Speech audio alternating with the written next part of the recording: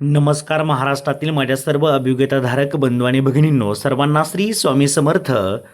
उमेदवारांसाठी प्राधान्यक्रमाबाबत सर्वसाधारण सूचना आपल्याला आल्याचं पाहायला मिळतं. एकंदरीत आपण जर विचार केला, शिक्षक अभियोग्यता व बुद्धिमत्ता चाचणी 2025 नुसार पवित्र पोर्टलमार्फत शिक्षक पद भरतीसाठीच्या रिक्त जागांसाठी प्राधान्यक्रम जनरेट करण्याबाबत व लॉक करण्याबाबतच्या संपूर्ण सूचना या ठिकाणी देण्यात आलेल्या आहेत. किती आत्तापर्यंत उमेदवारांनी त्या ठिकाणी जनरेट केलेलं आहे ते पण या ठिकाणी म्हणजे आपल्याला दिलेलं आहे. पहिली सूचना पहा. पवित्र पोर्टलवर सध्या स्वप्रमाणपत्र पूर्ण असलेल्या उमेदवारांकडून प्राधान्यक्रम जनरेट करणे व लॉक करण्याची कार्यवाही सुरू आहे.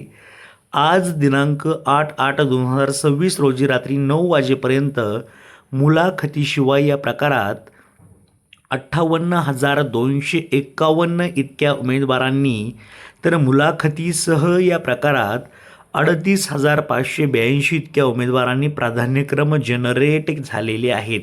म्हणजे बऱ्याच जणांचे प्राधान्यक्रम अजून जनरेट होणं बाकी आहे. प्रॉब्लेम येतोय. दुसरा मुद्दा समजून घ्या.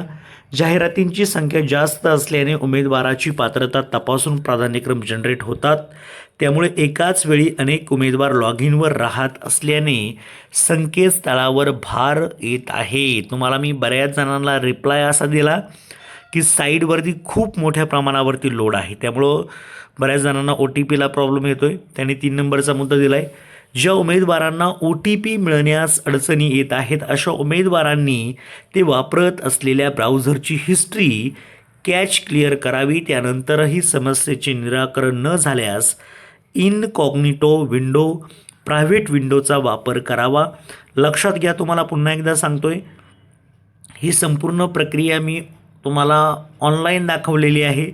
ती पाहून तुम्ही लॉग इन करू शकता. उमेदवारांना लॉग इन आय डी हा 25 आपण जर पाहिलं तर तुम्हाला जो तुमचा यूजर ID होता तोच तुमचा लॉग इन ID असणार आहे. 10 अंकी टेट 2025चा रोल नंबर याप्रमाणे असेल.